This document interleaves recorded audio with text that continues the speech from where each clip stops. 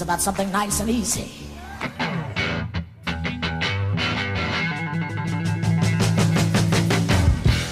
Welcome to the Neurodivergent Experience podcast, a podcast where we share the lived experiences of neurodivergent people to help create a better understanding for our community. Join us every week as we bring you honest, raw, and inspiring conversations with specialists, advocates, and individuals who know exactly what it's like to live the neurodivergent experience. I'm Jordan James, a neurodivergent specialist, father of neurodivergent children, husband to a neurodivergent wife, and author of The Autistic Experience, and I'm joined by my best friend. I'm Simon Scott. I'm an autistic ADHD broadcaster, actor, and advocate. Join us as we journey into unraveling the neurodivergent experience. And hello, welcome back to the Neurodivergent Experience. Scotty, my Hello. best buddy. Yo. How are you doing this? You had any good news? Have I had any good news? Well, my car's being serviced and they've just sent me the receipts. So, no, not good. Apparently, I need new brakes. Yeah, that's a bit shit, isn't it? Yeah. But I tell you what, my friend. Hello to people that are listening. If this is your first time listening, welcome. If you're back, where the hell have you been? And we want to thank you because we have had an unbelievable week at this podcast this week. Yeah. So what did we do this week? Very good question. We have been celebrating the fact that we've had more downloads than we've ever had. Our listenership has gone up by 50%. We had our biggest ever day of downloads for a release of an episode. And also, Jordan's away or preoccupado for the next week. So that means we've had to record lots of episodes this week. So when he was like, what have you done this week? I went, record a shitload of episodes with you. That's what I've done this week. Yeah, we've been hanging out. We've been seeing more of each other than we've been seeing of our partners, which is great because, yeah, it's wow. Like, seriously, 50%. And by the way, this is like 2 weeks ago now when people are listening. 50% increase. Increase. Either or. 50% increase in listenership. Viewership, because it's listenership. Yeah. I'm making up words now. That's fine. Listenership. RFK does the same. Apparently it's fine. So yeah, it's been crazy. I mean, it wasn't that we didn't have a big listenership already. You know, we do, and we really appreciate everybody listening. But you know, we've now had an unfathomable amount of people from the US start to tune into us. So, howdy, cousins. Welcome. I hope you enjoy the show and you stick around and you keep with us. We're trying to tailor some new things. The hot topic is now out. So, you won't hear it in today's episode. You will hear it tomorrow if you're listening on the day it comes out. And if you're catching up in months' time, where the hell have you been? Go back and check it out. So, that's what we've been doing this week. It's been halcyon. Been mad. I've had a real old head rush looking at these numbers. I feel like we've struck gold, my friend. I feel like we're really starting to hit our groove. So thank you for being with us. If you've been with us from the very beginning, and if you've just joined us, we still love you. Thank you. Please hang around and let's see where this party takes us. Yeah, thank you to the dedicated listeners. We love you and appreciate the day you. oneers. And that is not an invite to come around my house, so stop it. I'll post his address in the show notes if he. Oh God, he's freaking doxing me. Yeah, if you see me around Horsham, say hi. Yeah, and if you see me in Merseyside, it's not me. Yeah, leave him alone. Run away. It's not me. Run away.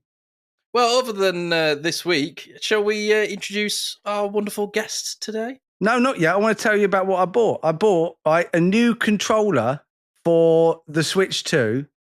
Apparently, it's the greatest controller that's ever been made, not just for the Switch 2, but just in general. So I immediately pre-ordered it. And then a pair of Yanis Freaks trainers went on sale, and Nike was like, here, have £20 off. And I was like, thank you, Nike. And they were already cheap. It was £125 reduced to £67.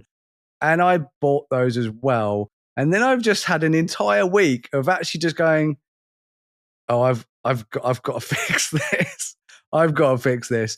So I am booking a session with Ashley to fix this because it is actually at the point where I'm actually it's not. I mean, I'm laughing, but it's just not funny anymore because it is actually just getting ridiculous. I bought 6 pairs of trainers, and I literally said to myself, I'm not buying any pairs of trainers this year. And I've bought 6, and it is just getting ridiculous. So I did sell 2, so I don't know how that evens it out. Does it even it out? Yeah, so I'm booking a session with Ashley, and talking about Ashley.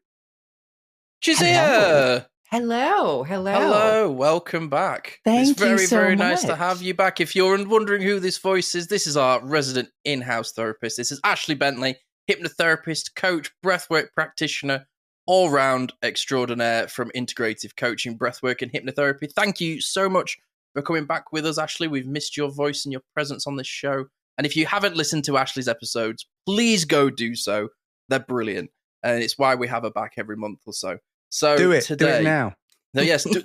Yeah. Well, actually, listen to this one. Come, Yes. Don't do it now. You just said Don't the do it thing. now. You hit a great point there, because today we're talking about a fabulous little subject. But as you went, do it, my brain went, do it now. So, what are we talking about today, Jordan? Echolalia. Echolalia.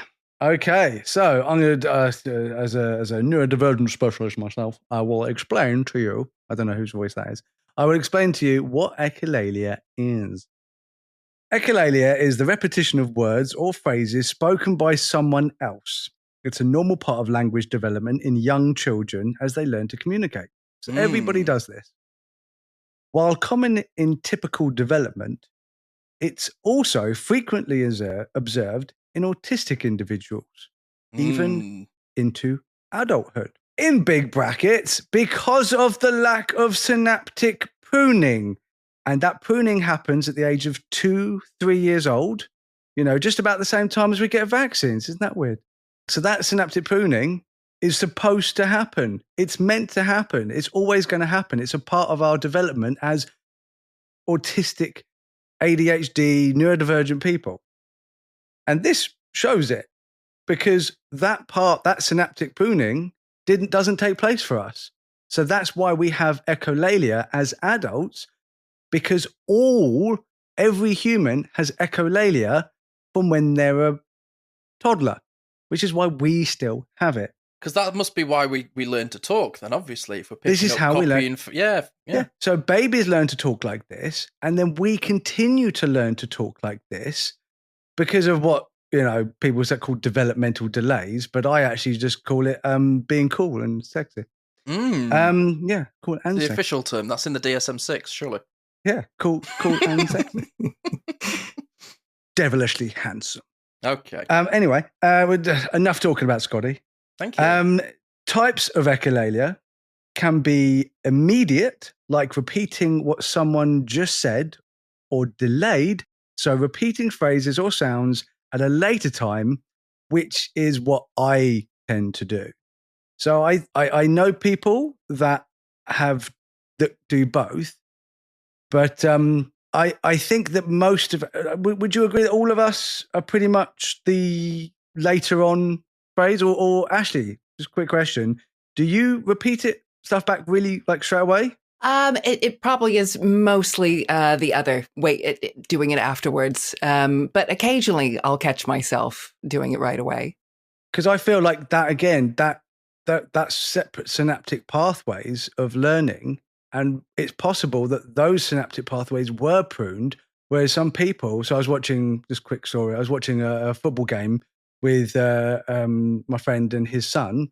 His son literally, every time I said something, I like, oh, bloody referee. He'd be like, yeah, bloody referee, because he's never watched football before. So he was just literally immediately copying. And it reminds me of that scene in the IT Crowd where they have that, where they're in the pub.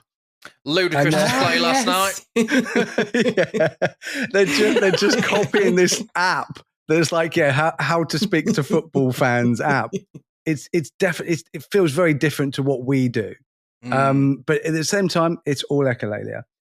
So, echolalia doesn't usually go beyond 3 years, but it does for us because of the aforementioned pruning. My favorite example, and if anybody doesn't really understand what echolalia is or say, oh, I don't do echolalia, think Bumblebee in Transformers. Perfect. What a great example that is. His entire communication is echolalia because he's using words and phrases that were used previously on radio stations or, you know, whatever he's listening to, whatever like that. And I'm like, that's literally how it is for most of us, but obviously there's occasionally there's a few words in between. So our first point of discussion this week is our regular and favorite echolalia phrases used by us and our loved ones. So, Scotty, let's start with you. Got any? Got any? One or two? Got a few. Well, I have some particular ones that seem to override most, but we'll discuss where a lot of mine come from, right? Okay. So, I'm still grieving this app. This used to be such a spin for me. It used to be such a glimmer, very much an escapism thing. About 10, 12, 13 years ago, there was an app that was developed that was called Vine. And essentially, it's a precursor to TikTok. So it used to be 7-second videos where Joe Public would be comedic and create funny sort of sketches. Now, my generation, it's almost like you can spot an ND echolalia happening because somebody's referencing one of these vines. And depending on which ND person you speak to, they have their favorites. And I have mine. And they're all a bit crazy. It's like there's one particular one where somebody would be like dressed up as Spider-Man with goggles on and he'd just go, "It's Wednesday, my dude." That is stuck in my language. It's like somebody will ask me what date it is and I'll just go, "Oh, it's Wednesday, my dude." And it will just, boom, it comes out before I've even registered it. Another one is a lady pulling up to a sign that says fresh avocado, but it's spelt FRE space SH avocado. And she pulls up and she goes, "You better get down to Taco Bell for free shavacadoo." Stuck in my head. Every time I see an avocado, I'm like, "Free shavacadoo." And it just straight out. I have absolutely no control over it whatsoever. There's another one That's where the no control thing. A kid gets hit in the head with a basketball. He no-sells it and turns to the camera and just goes, "Yeah." That is one of my worst ones. Because rather than saying yeah, I'll just go, "Yeah." And I have to go, "Oh, well, that sounds absolutely ridiculously silly altogether." And there are so many that come from like Vine. There's one where there's like a bowl of watermelon that's got bits of watermelon in it. And a guy goes, "It's watermelon inside a watermelon." I can't say watermelon anymore. I just go, "Watermelon." It comes out and I sound ridiculous, but it's true. And so many ND millennials are stuck in Vine. Absolutely stuck in Vine. There's so many. Caris has one where there's a lady where she goes to, a daughter goes, "I spilled lipstick in your white bag," and she goes, what, my Valentino white bag?" And Caris will just randomly go, what, around the house, just casually. There's like her favorite one at the moment. She's her big special interest is pop music. She loves like pop artists, Lady Gaga, Sabrina Carpenter, Chappell Roan. Sabrina Carpenter, huge pop star, right? And she has a very big song, huge #1 song, Grammy-winning song called Espresso. And the lyrics are, "Thinking about me every night, oh, that's that me espresso." That's the melody. But what Caris will do is she'll just go, "Thinking about me every night, oh." And that's it. Does that drive you insane? It's mental. Absolutely mental. Do you need to finish the song? Otherwise my brain will Sheldon explode. Yep. And then there's another song that she does that's called Juno. And randomly, it's like talking about like sex positions. And she just goes in the song randomly, "Have you ever tried this one?" Caris will walk into the room, say it, and just leave. Like, she will just walk into the room and just like do something that she's not normally done before. Like, she'll put the washing up and she'll just go, "Have you ever tried this one?" And then she's just like, she doesn't even realize she's doing it, which is what's brilliant. And all of these like sort of things, it's like music will come in. And it's like earlier you mentioned that, "Oh, do it now," and instantly, "Do it. Come on." It just comes straight out of my brain. I just feel like even Lee Evans as well. It's like whenever I say "fuck off," I don't go, "Oh, fuck off." I go, "Oh, fuck off." Like, it's just like, I'm just such a mimic, an absolute mimic. So, Ashley, come on, what are some of yours?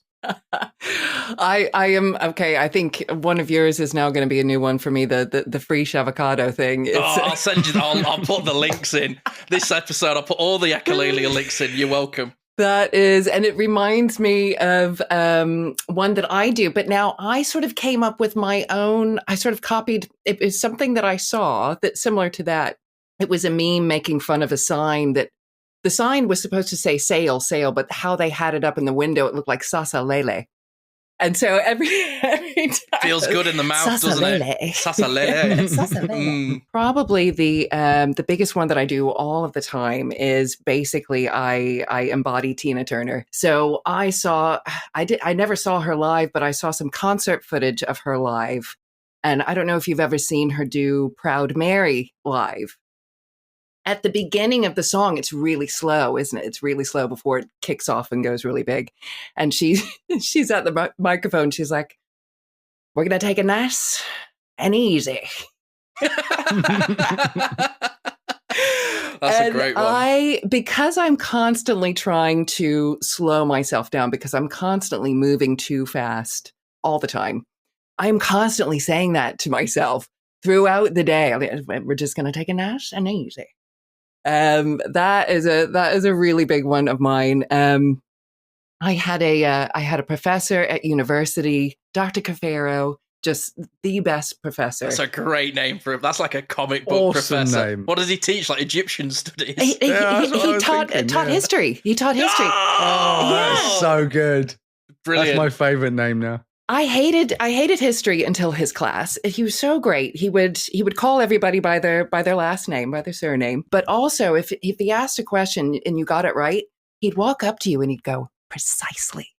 And it was just, you just felt like you had just won the lottery. So that's another one, and probably a lot of Eddie Izzard ones as well. Oh my God. You'll still need a tray. What? That's what I have so many Eddie Izzard ones. Mm-hmm. Yeah. Do you have a flag? I say that one quite often as well. I'm covered in bees. That's a good one. He's just so amazing.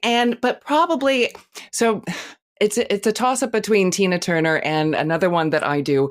Actually, I made sure to check. I checked online to make sure that this was still part of Echolalia, because it's something that I used to say. So I'm sort of mimicking myself, and apparently it does fall under the category. So I'm sure we all talk to our pets in a certain voice, don't we? Even if they're not my pets. I went around to a friend's house the other day and I was like, "Kitty, kitty, cat sat on the mat. Kitty cat, will you let me pat the kitty?" And he ran off and I just went, "No one likes the kitty today." Like, I just don't know why I do it. It just comes out like life's musical, I suppose. I love it. Well, my dog sadly passed away a year ago. But I've found myself, I'm still using that voice because how I used to talk to him. And just randomly throughout the day, just to soothe myself. Mm-hmm. Because I used to say, "That's it, boy. That's it. You got it. You got it. That's it. That's it." And I will do that to sort of encourage myself. And it's an auditory stim, but it also feels really nice. I think it really connects me to, my relationship with him. And it kind of makes him feel like he's still here. Does your boyfriend ever go, is she talking to me? am I the good boy? I'm a good boy. This was something that I'm glad you've brought up, Jordan, actually, because I was going to ask you this, Ashley. Do you find when you're in like unmasked spaces that you seem to almost like just exclusively talk in like echolalia? Because I do. Yeah. Oh my God. Yeah. Yeah. I mean, yeah, my partner and I are continually doing this back and forth with each other. And it's so much fun. It is so much fun, isn't it? It's just loads of fun. I saw a video the other week of a guy who's like holds this like really fluffy, chunky cat up and he's like, "Look at the coat. Beautiful frame. So firm. Beautiful short legs." I've started doing it to Karis when she's getting dressed. I don't even realize I'm doing this. Like, "Wow, look at that frame. Beautiful legs. Look at the pose." And she's just like, why are you doing this to me? But I do it all the time. It's like, I'll see her like get out of the shower and instantly my brain will just go, "Wow," which is a vine. I'm just taking it from somewhere else. It's like, I remember there was one, when you talk about Tina Turner, right? Here's a funny one that and I don't know what happens, why you pick them up. I am one of those sorts of people, if I get drunk at home, I will just put old concerts on TV and I'll watch like shows I've been to and stuff. and YouTube was doing that thing where it just randomizes, and a random video of Shania Twain came up. She sat on a little stool, the music plays, and as soon as the beat kicks in, she just goes, cool. And now that's the only way that I say cool now. It's like Carrot will tell me something really deep, I don't know what to say, and I just go, cool. So go on, Jordan, what about you? Yeah. Let's hear some of yours. Oh, well, mine aren't from people I've met or Vine, and I don't even know what Vine is. I'm millennial, but I'm like old millennial. You're an elder millennial, aren't you? You're like I'm an elder. Saged, wizened. Yes, I'm the wizened, decrepit millennial. Yeah, so I would say that as I have my own ones, but I would definitely say that we tend as a family, and obviously with my kids, they've copied us. So I don't necessarily think that my kids have got these from TV shows, but obviously we've watched these TV shows with our kids. But I think that it's Sylvia and I think so we've copied each other as much as we've copied the actual TV shows. So I think the perfect example of that is that, and Sylvia and I do this like almost like a bit, but we're not trying. And anytime someone says, "Oh yeah, it's at night," we do it at night, and I go, "Mostly at night," and then Sylvia goes, "Mostly." And the thing is I'm doing it in that voice because I'm not doing it from Aliens with Newt. I'm doing it from South Park, which is Cartman in the Underpants Gnomes episode. Oh, yeah. He goes, "They mostly come at night." Mostly. And that's where I've got it from. So it's like it's Echolalia from Echolalia from Echolalia. And I'm it's like Echolaliaception, yeah. Yeah. And then Sylvia does it, and she's never watched that. She doesn't really like South Park that much. It's probably why we'll end up divorcing. But she'll, every time I say it, she goes, "Mostly." But she'll do it in the Cartman voice. It's such a nice like call and response, isn't it? It's like in theatre, it's chorus, it's like canon, it's bouncing off of each other. And that's what I think cute. it does. It's very cute, but it's also like an exchange of energy, I find. It is. It Yeah. is. It's like a perfect partnership. And I think it kind of sums up as a partnership. So the other ones we do hugely from Monty Python, The Holy Grail. And obviously there's he's not he's not the Messiah. He's a very naughty boy. That we got that one. I do that a lot. That's from Life of Brian. But I prefer Monty Python, The Holy Grail. And there's just so many. And the I will taunt you a second time. That's one. That's in there. Your arms off. Yeah. It's just your arms off. Yeah, no, it isn't. But my big one is, we'll call it a draw. Like literally every single time it's like there's an argument or something like that, and people and I go, "Do you know what? We'll call it a draw."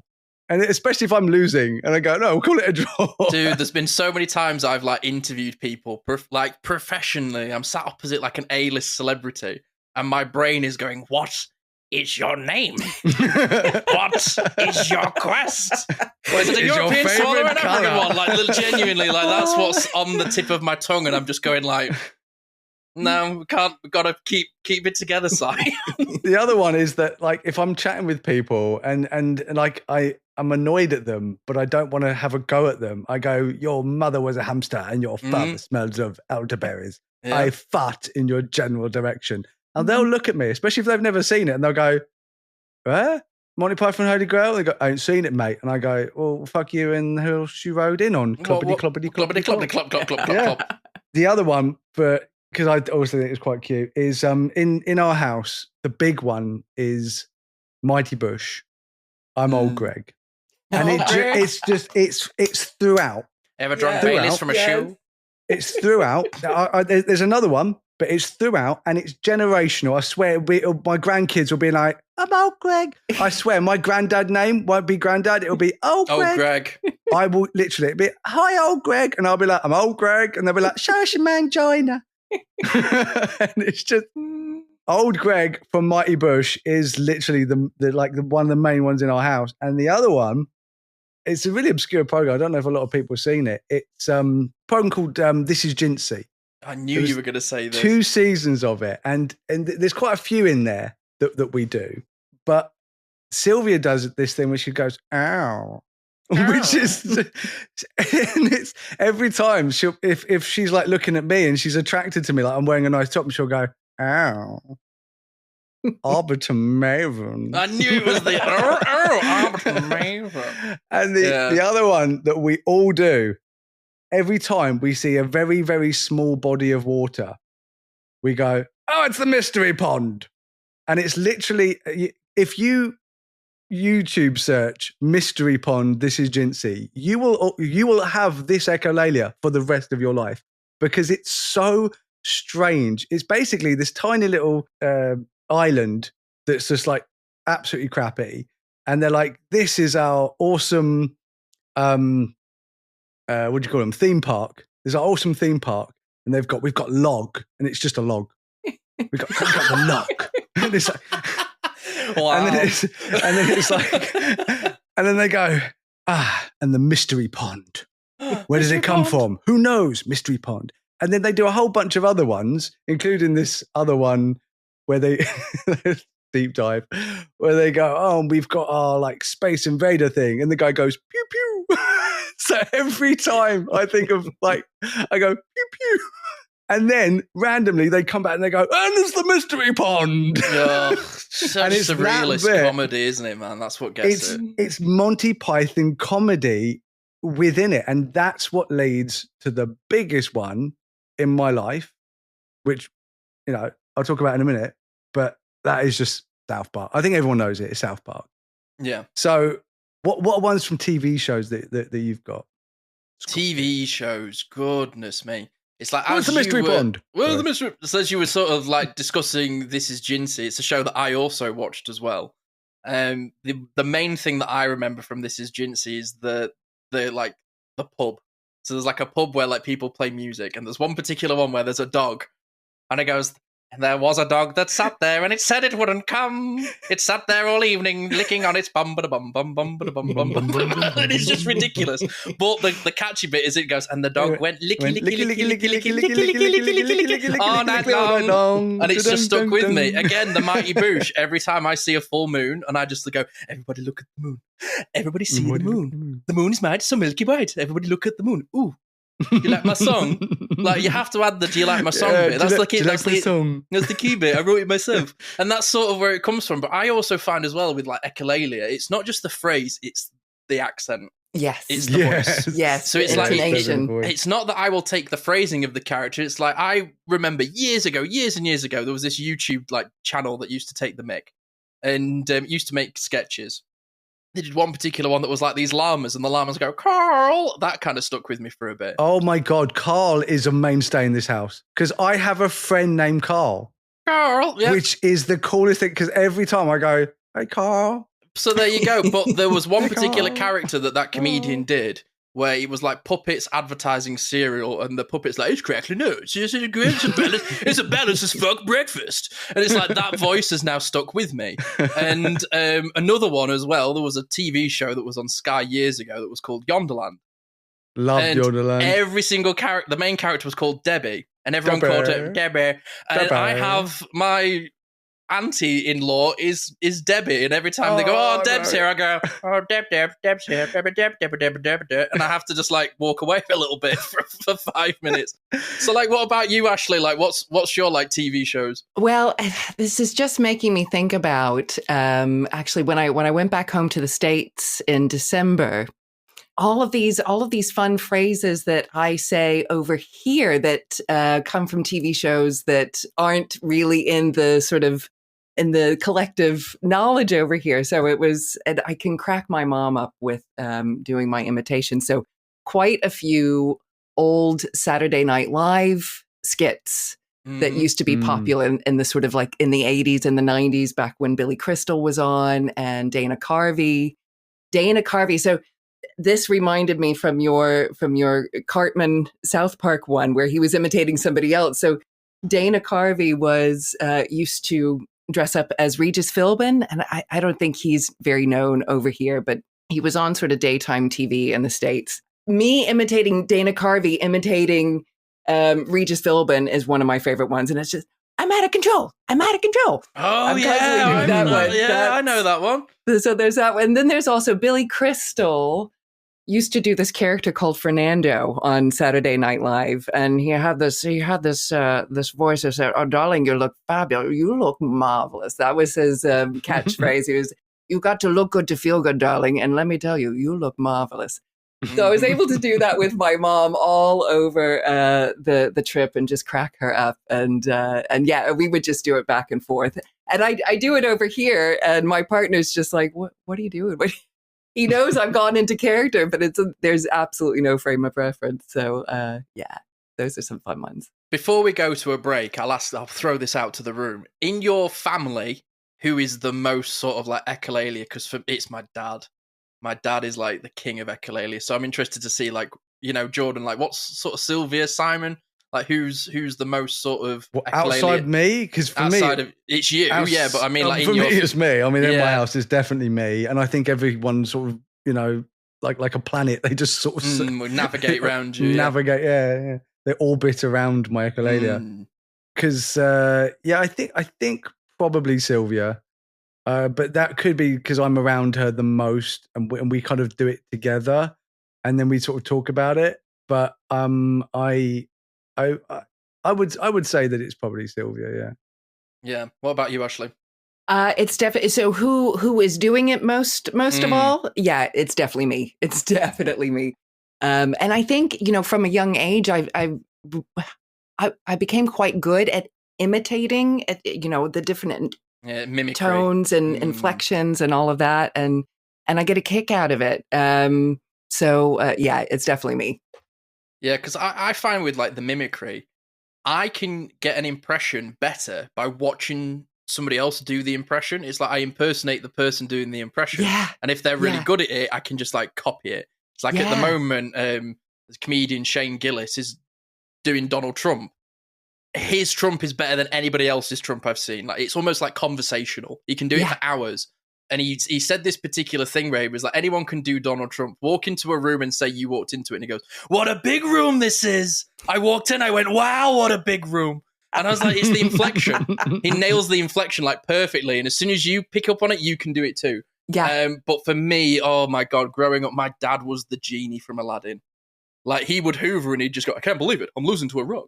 Like, he'd just like do all of these sorts of like, he would do so much, dude. Like so much. And it's like, there was another film that we watched growing up called like Jack Frost. It was a Michael Keaton, like Christmas straight to VHS sort of B movie. There's a random line in it. The kid goes, "But dad," and he goes, "But dad? I'm not your butt dad." It's like, that's just a phrase that my dad used to pick up. But I can just think of so many, like, he was like, there was like times when I used to like play rock music and my dad would just walk into the room and he'd go, "I built these cruise missiles for when them kids are playing ZZ Top." And that is directly from Live at the Met, Robin Williams. And he's just, boom, straight in. He knows it straight away. And he does it all the time. It's like, we were in this restaurant the other week and they had like these parallel handles over the steps. He instantly lifted himself up and started doing the Clueso, Pink Panther's Revenge. "Oh, they had parallel bars, you know, darling. Oh, the cook's not a gardener. The gardener thinks he's a chef and my hand's on fire." And the whole sketch just emerged while we were waiting to get to our table. Like, he's just, I've never known anyone like my dad just speak pure echolalia when he's unmasked. Your dad is Bumblebee. He is, like, honestly, he loves South Park but never watches it. And my mum will put food in front of him and he'll just go, "Oh, look at that, it looks delicious." He doesn't even know why he does it. He just does. And he's stuck in it. He gets in, like, he's just stuck on the same sort of record, like, all the time. Like, but it is really kind of like sweet to be around because it reminds me of my childhood so much. It's like, I'll watch movies and then he'll like hear something that triggers one of his older, and it's like he just like boots up and it's like dad from like 10 years old just appears again and he's saying all the same sort of things. So it's almost like a bit of a nostalgia trip for me sometimes when his echolalia kicks in. Yeah, it's great. Well, I've got a few more, but let's have a break and then we can carry on. Oh, yeah. Mom, Dad, I'm not throwing shade, but the whole New Year's resolution thing, kind of slipping, no offense. Anyway, my best friend Jenny's dad, crushing it. He uses Blue Apron. He says he ordered one-pan assemble and bake meals and these things called meal kits. They're all super easy to make. He keeps yelling, "Protein and fiber, baby." Also, the food, we tried it. So good. So maybe you check it out or whatever. Blue Apron. Get $50 off your first 2 orders plus free shipping with code STIR50. Terms and conditions apply. Visit blueapron.com/terms for more. It's time to slip into your slumber pouches and tighten your grundle sacks. But before we say nightly bye, here's a short info pack exploring the wonders of the parish of Brownlap. Come to Brownlap, a parish like no other. Visit Grass World, the biggest expanse of grass on Jinsey, with new attraction Blade Rider. Pew, pew! And if you dare, why not explore Miriam's haunted post? People say you can smell her breath on the back of your neck if you stand too close. And what other parish can boast the incredible singing stump? Rub the ring and hear it sing. What other parish has got that? Hey, yours hasn't. Ah, the Mystery Pond. Yeah. A one-day pass gets you into Wind World. See the waft, the gust, and the bonnet blaster. Oh, the Whispy Pond! Logland. This interactive experience allows you to adopt a log. There's a log for every taste, whatever the choice, from the skinny logette to the right humper. And the road, with its new improved corner, takes you to the awe-inspiring Angel of the West that dominates the skyline. Built by 1,000 men over 100 days, it was quite difficult to build. It really was very difficult. Ah, the Mystery Pond! Brownlap. It's got everything you want and more. It's not what you thought. It's a lot more than that. Oh, the Whispy Pond! This episode of the Neurodivergent Experience is brought to you by RTN Mental Health Solutions. With up to a 5-year waiting list for autism and ADHD assessments via the NHS, and that's even if you get a referral from your GP, getting an assessment in the UK has never been harder. So if you're like me and can't wait anymore, going private may be the best option for you. RTN offers online assessments for kids aged 6 right up to adults. To make it more accessible, RTN can offer payment plans up to 5 months. You can access their remote services from the comfort of your home anywhere in the UK, and RTN offers group and one-to-one counselling, a private route to access ADHD medication following the assessment, and will even fight for you if your GP doesn't accept the results. So if you live in the UK and can't wait to get an assessment, go to www.rtnmentalhealthsolutions.com and use the discount code RTN23, making it even more affordable for all of our listeners to get an autism and ADHD assessment.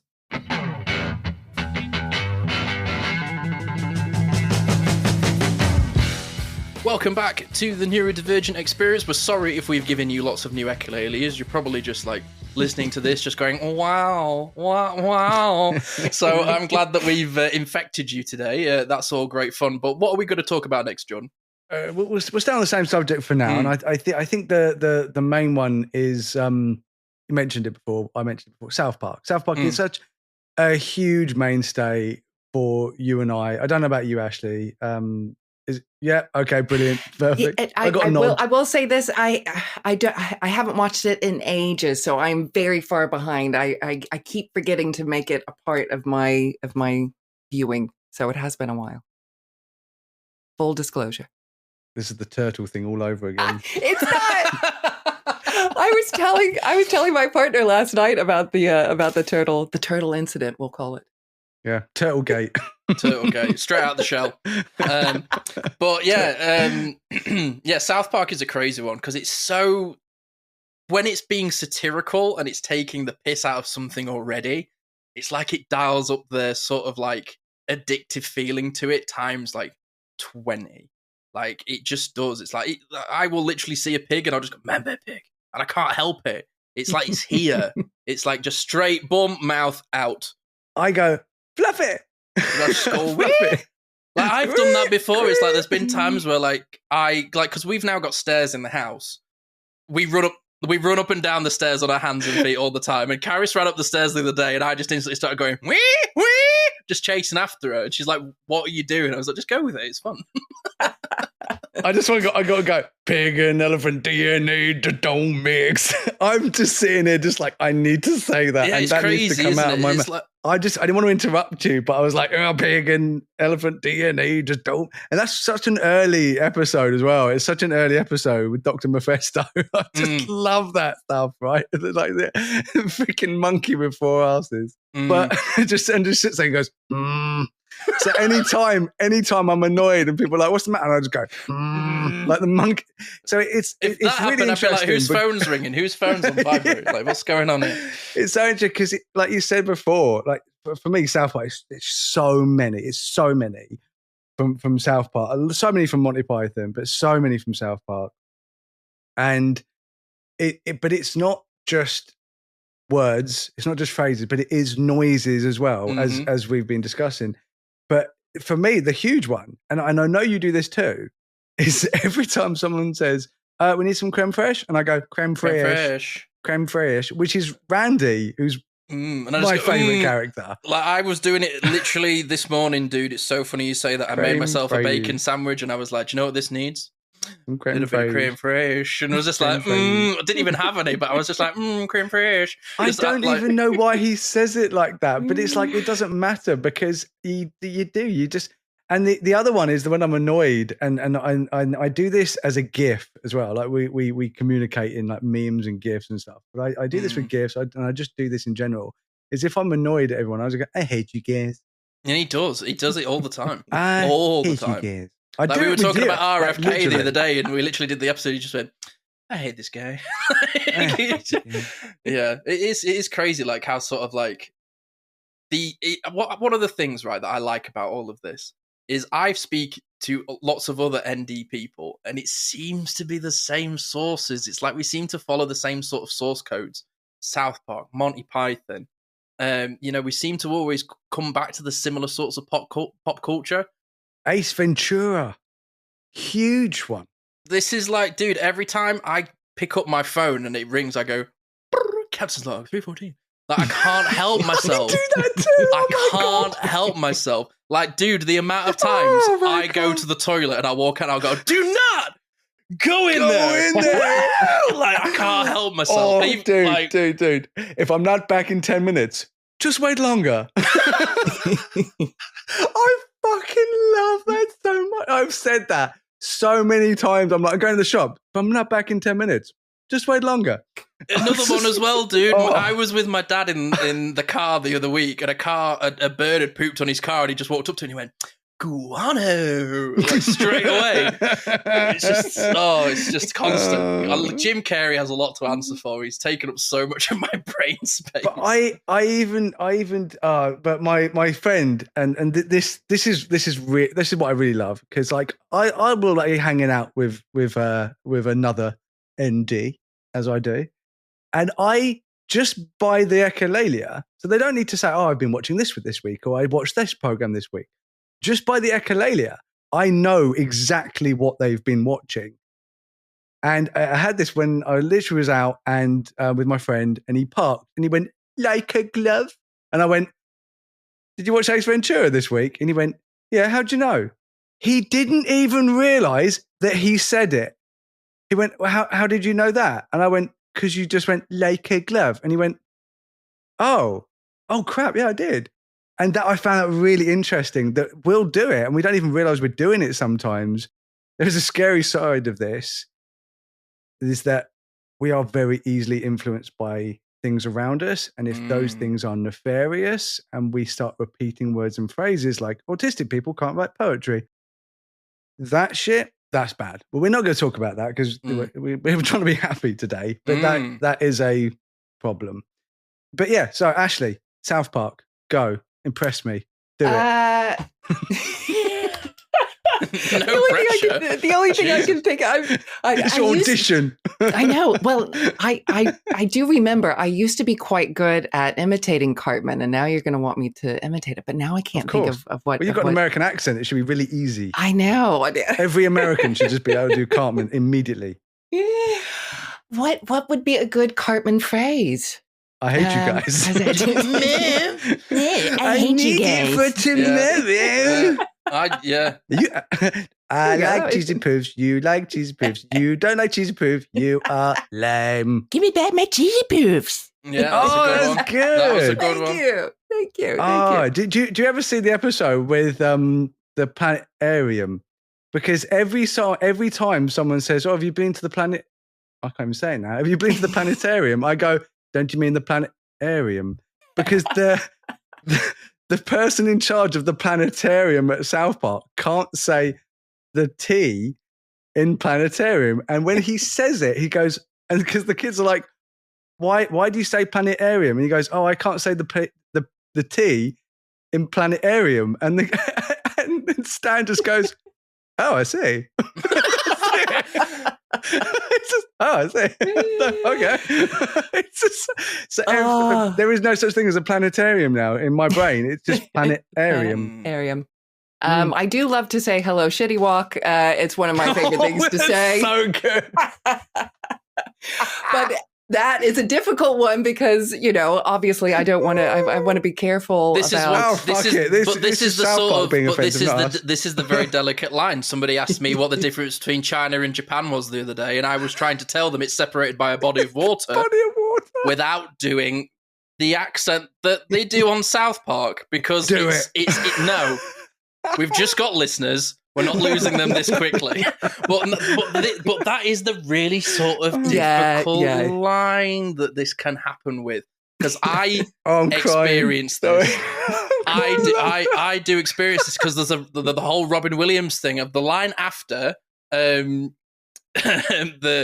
built these cruise missiles when them kids play ZZ Top. The joke off the back is, goddamn Asian drivers. And then the Asian character goes, you better shut up.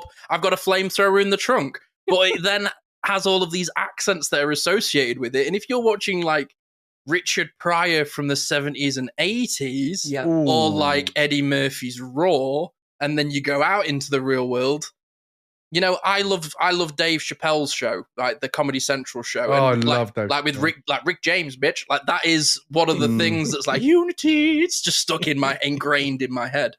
But he uses language that I can't use. And there are times where my echolalia picks up on phrases and languages that I ethically shouldn't use, but my brain doesn't know that when it's on the tip of my tongue. So that can be something that is a very difficult line to sort of navigate. But on a positive, fun side, Jordan. Yeah. So, okay, I'll start with Ashley. Ashley, what is your most used echolalia word, phrase, or sound? The one you do all the time. Like, it's just part of your vocabulary. You don't even think about it. Probably. It's going to be a tie between Nash and Easy. Or, I love that one. I'm going to borrow that, I think. We're going to take I want that in my therapy sessions. If I don't see that in my therapy sessions, I will ask for the money back that I don't pay. That's what I'm going to do. You'll owe me money. Everybody out there, please try and look up some old concert footage of Tina Turner and the very beginning of Proud Mary. It is just, it's because she just is like, she's so serious. She's like, we're going to take a nice and easy. I'm so unmasked right now. But how good does it feel in the mouth? Does it not feel like the sweetest toffee you've ever had? It feels so good. And, and also I do probably the way that I talk to my dog. So one of the most embarrassing things that I used to say to him to try and get him to poo, which actually I created a conditioned response with him. If I said this phrase to him, he would poo. And that is, eggs in a nest, bud. Eggs in a nest. I just, in my brain, I went, come on, you can do it. You can do it. Which is just from every fucking... Just Rob Schneider. Just Rob Schneider from every movie. It's a good one. So yeah. It's just so much fun. It just feels so nice. Eggs in a nest, bud. Eggs in a nest. So, but one that does get me into trouble sometimes, because usually if somebody is saying this, they're quite upset, but that doesn't matter. I still have to say, if somebody's like, that's so fucking whatever. I can't remember where I saw this, but it was an advert from a long time ago of a place called Sofa King that sold sofas. So it's not just good, it's so fucking good. Anytime somebody is like, it's so fucking, and I'm like, but is it so fucking? This is why we can only be friends with each other. We can't be friends with neurotypicals. And I think my house just burnt down. My dog died. Like, it's so fucking bad, but is it so fucking good? Amazing. I think I've just figured out the exact communication problem between us and neurotypicals. This is genuinely, people. This is the most neurodivergent experience this podcast has ever really been. This is, to be honest, this is the most me I've ever really been. Yeah. Is just doing Echolalia. I cannot tell you how free, and I keep wiping tears. I'm enjoying this so much. I'm actually stimming. You can't see me. I've been sit down a little. I've been stimming. I've been like touching my hair. I've been touching my hands. I can't tell you how good this feels. And I think we need to start a movement of the Echolalia freedom of speech movement. Yes. I can't believe I just came up with that off the cuff. That was genius. The Echolalia freedom of speech movement, where we just get to be Echolalia as long as it's not offensive or hurtful. Ashley, where we just get to be unapologetically autistic, and this is the most neurodivergent I think I've ever been on this podcast. Is just Echolalia and the shit out of this. Do you not feel that like Echolalia for me is like the hieroglyphic language of neurodivergence? Yes, like it's a little image. It's like a picture, right? It's like you say to me, "Oh, you're having a bad day," and I go, "Today was a bad day to stop sniffing glue." Like that's that image, that eidetic image that phrase gives you, shows you Kurt Russell's dad in that airplane sketch, and instantly you know a lot about me because you're like, oh, not only do you like Airplane, you love Airplane, which means that you like that humor. Do you like The Naked Gun? Do you like Hot Shots? Do you like Scary Movie? Do you like? And then suddenly we're having a whole conversation about our personalities in a safe and unmasked way. I think you have absolutely hit the nail on the head. Yeah. The Echolalia is our language of friendship. And if you don't understand someone else's Echolalia and you don't get their words and phrases, it doesn't mean you can't be friends. Obviously, that's ridiculous. But I think when you find your true friend, it's the person that goes, and like if I go, it's a mystery pond, and you go, from Brown Lap, pew, pew, pew, something like that. Where does it go? Where's it from? Yeah, just brilliant. That is the ultimate connection, and I think it just proves how great it is for us. I think that, and then the non-speaking communication we do through GIFs and memes, because I built an entire friendship with one of my best friends on earth, Pickle Rick, and even because his name's Rick, and immediately I went Pickle Rick, and he went Pickle Rick. That's it. It's done. It's decided. It's over. And I was like, this friendship is forever. So I literally just called him, and I don't say, hey, Pickle Rick. I go, Pickle Rick, because he's Pickle Rick from Rick and Morty. And that friendship was built on memes and GIFs and the odd sentence in between. It says more than it ever can. It's like, rather than, like we discussed in the Simpsons episode the other week, right? It's like somebody says to me, oh, you need to do this, you need to do this, you need to do this. I don't go, oh, well, shit, that's rather stressful. That's this. I sent back the image of Ralph Wiggum sat on the back of the bus going, I'm in danger. Because it says more than I ever can. It helps my alexithymia so much. Dude. It says so much more than I can. Oh, you have so hit the nail on the head. Again. That's 2 for 1 in one episode, isn't it? Gee, I'm back. Awesome. My alexithymia just kicks in. I was like, I have a whole thing I was going to say. But I honestly, I think it is actually such a great thing, because it really does help with alexithymia. It massively helps with alexithymia when we can't get our emotions, we can't get our words out. And so we'll just do this instead. So I definitely think it's like the perfect example of how we cope with having alexithymia is this. And for me, like I said, memes, GIFs, they are just digital echolalia. That's all that is. It's digital echolalia. That is echolalia for the new age, the new way of communication. So let's have a break, and then we can tell our little stories. There's some stories. Ooh, story time. This is the most beautiful thing I've ever seen in my life. It's watermelon inside a watermelon. Have you ever felt stuck in patterns that don't serve you? Struggled with stress or wanted to connect more deeply with yourself? Then I have to introduce you to a friend of the podcast, Ashley Bentley of Integrated Coaching, Breathwork and Hypnotherapy. Ashley is a highly experienced clinical hypnotherapist and coach specializing in working with neurodivergent minds.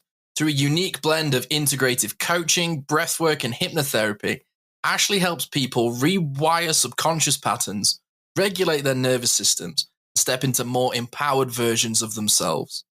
Whether you're dealing with addiction, anxiety, burnout, or struggles with self-acceptance, Ashley offers practical and science-backed tools tailored just for you. Her unique methods combine neuroscience, storytelling, and subconscious transformation to create real, lasting change. Jordan and I can personally attest to the profound and transformative effects of her sessions, which have been life-changing. She does all of these sessions online, meaning she can work with you no matter where you are in the world. If you're ready to break free from old patterns and start living with more clarity, confidence, and connection, go to bit.ly/AshleyNDE to book a free consultation or learn more.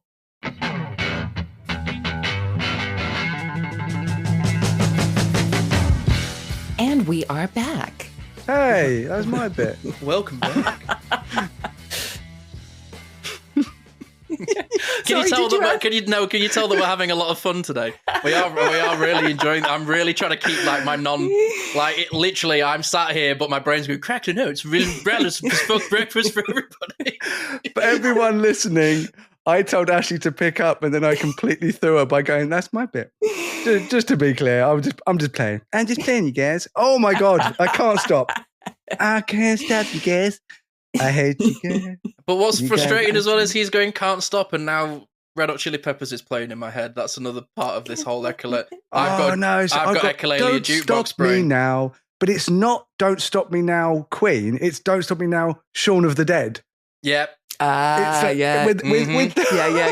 It's not the song. It's the thing associated with the song. Like it's like the amount of times, dude, that like I feel sad and I feel like Creed plays somewhere. I'm just like, I love Creed. I love Scott Stapp. Literally just chilling. I just feel my brain go, hold me now. I'm like, oh no, I'm 6 feet. It's happening again. And I'm thinking. Yeah, exactly. Okay, anyway, right. 3 hours later. Oh my god, that's another one. Every time I go moments later. 3 hours later.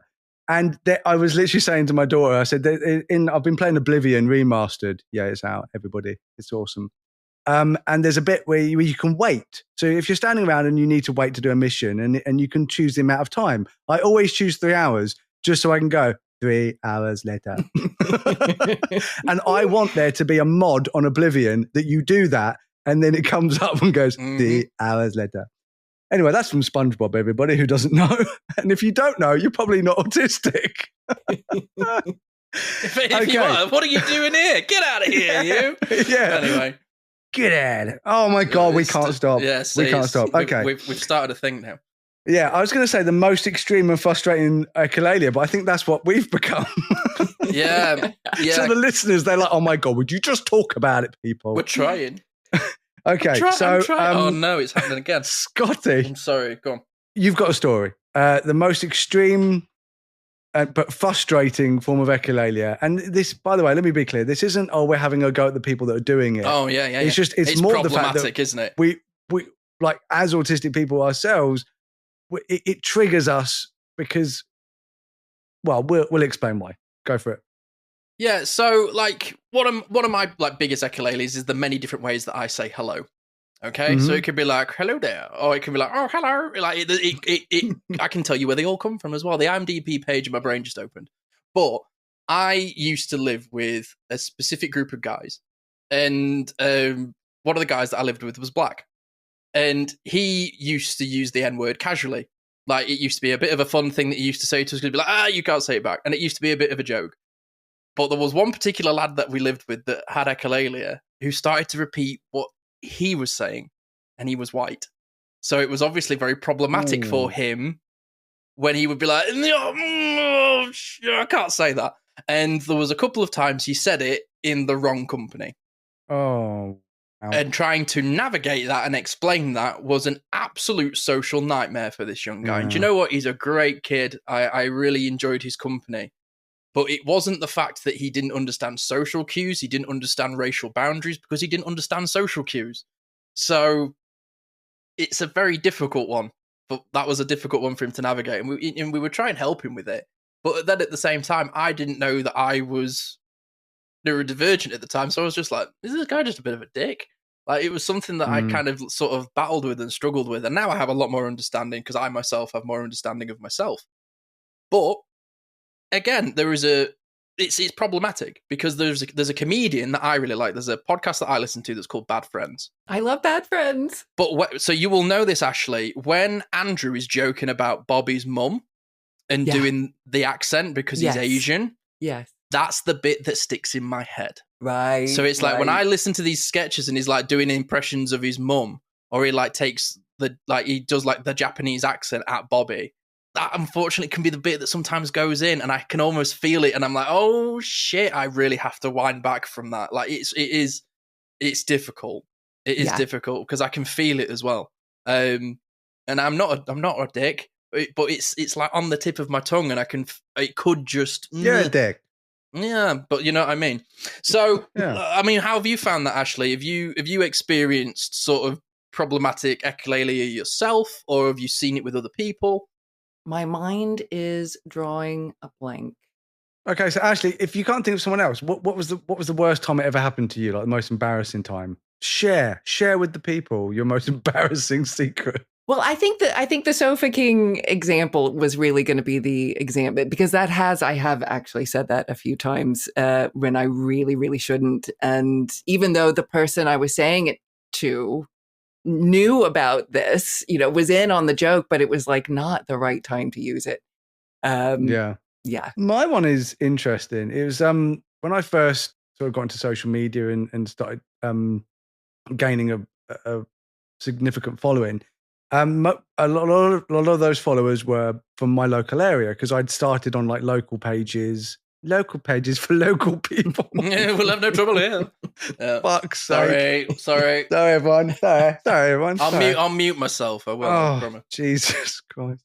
Anyway, so this young kid, he was in his early 20s. He reached out to me and said, I'm autistic and. And I was like, oh, that's fantastic. And, and I was really interested in like meeting people and making friends and stuff. Now I'm just like, fuck everyone. But yeah, so I met him in town, went for a coffee and wow. Lovely kid. A fellow photographer, but that's why we met up. I forgot to mention that. Yeah, that was a little thing.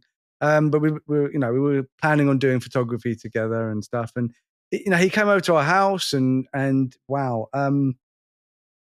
it was 90%, unless he was talking about photography, 90% was just Family Guy references. Just exclusively. There was a few extra ones in there, but mostly just Family Guy. And he would do it in the voice. So it was full on impression. It was full on. And he wasn't good at them either. And every time he did one, he'd kind of look at me and wait for me to like guess who he was doing. I don't know what he was doing. And I was like, no, I get it. I was doing them back and forth. Maybe it's my fault. Maybe I encouraged him. I don't know. Obviously, he was nervous. Secondly, he told me this is what he does. He was very self-aware. He told me this is what he does. I was like, yeah, it's not a problem. I do the same thing. Wow. I think it's because he was nervous, because what I have noticed is I have another friend who struggles with speech. It's more of a dyspraxia thing. And it gets way worse when he's nervous. Way worse. Like a lot of us, we make more mistakes when we're nervous. It's like in sports, like, oh, how come he missed that shot? Well, he's nerves. It's the big occasion. He's got nerves. It's a whole thing. It's sports psychology. So I get it. He was nervous. But the autistic in me was like, this is so triggering me. This is just so annoying. And I'm trying to have a conversation with him, and he just keeps doing it. There was no conversation because it was just words, phrases, and impressions from Family Guy. And I love Family Guy, and I couldn't take it. And I was really polite. I was really nice. I didn't want to hurt his feelings. And I didn't see him again. And it wasn't the fact that I didn't want to see him again. I actually did want to see him again. I think he got so embarrassed or so upset with himself, he ended up not seeing me. And then I had the RSD from it thinking, oh, maybe I did something wrong. He's probably had the RSD thinking he's done something wrong. And we just, we chatted on Messenger and stuff a little bit, talking about photography and things, but we never actually met up again. But I still follow him on Facebook. I'm not going to say what his name is, but I still follow him on Facebook and stuff. And he seems to be doing really, really well with his photography for career. And I'm so happy for him. But yeah, it was just one of those really, really awkward moments. And it was the first time I'd come across something like that. And yeah, like I said, it didn't bother me in like, that's ruined everything. But at the time I was like, oh my God, I'm going to throw this cup of coffee over him if he doesn't stop. Very disabling for that young man though, isn't it? I felt so sorry for him.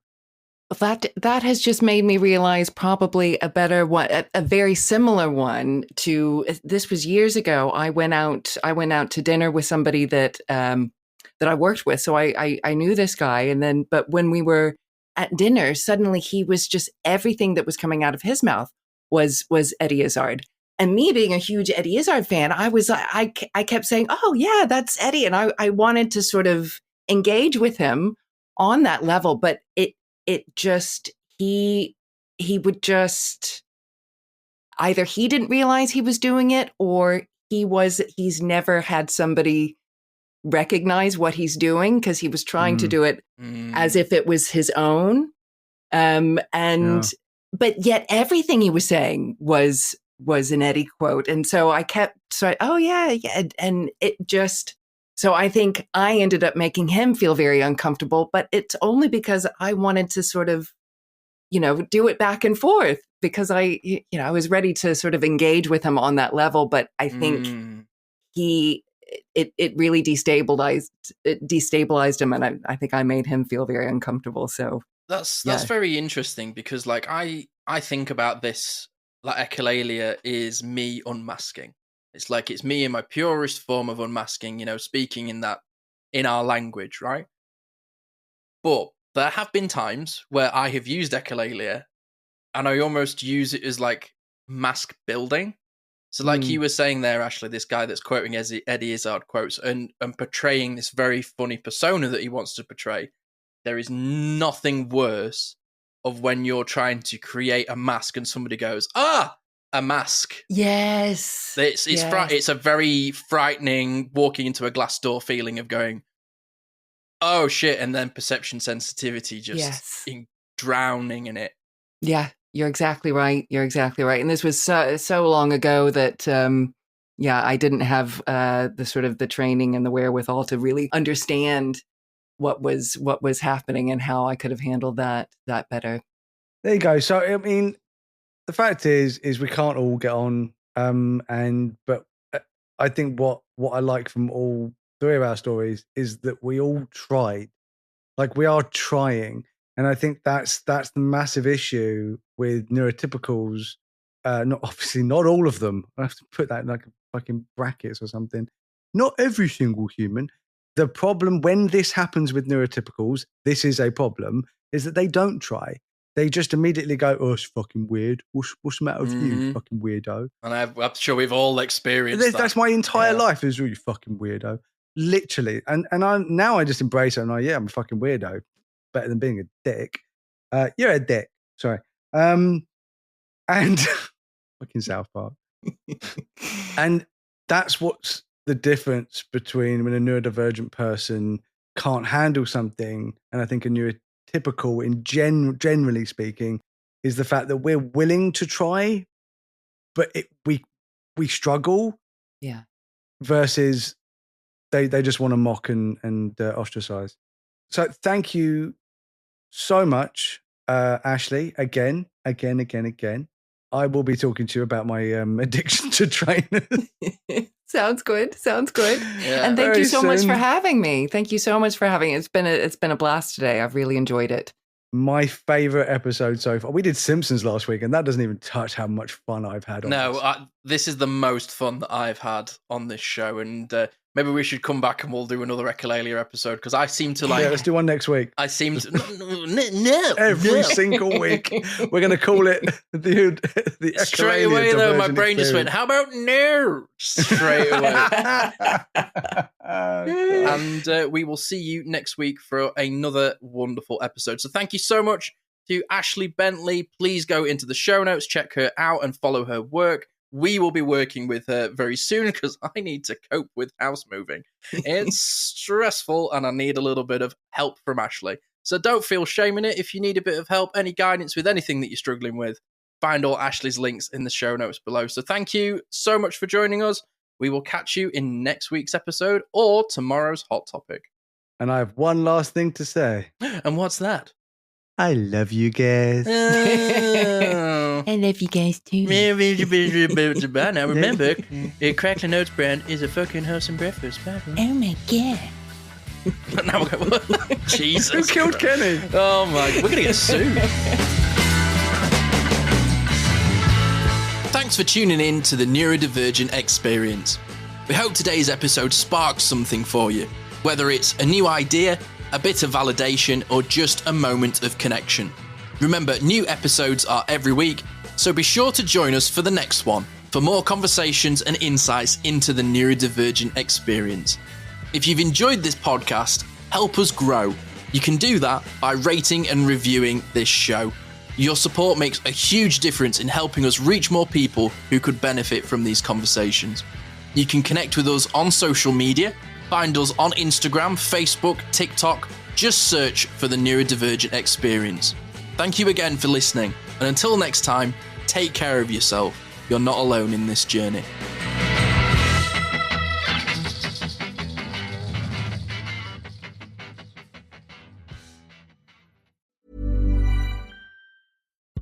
At IUP, grad school fits into my life, so I can keep working while I build my career. And you can too. They have everything from MBAs to doctoral degrees to specialized certificates, all taught by nationally recognized professors. With 60 grad programs, I found one that fits my schedule. So find yours, either online, on campus, or a blend of both. Indiana University of Pennsylvania opens doors. Learn more at iup.edu.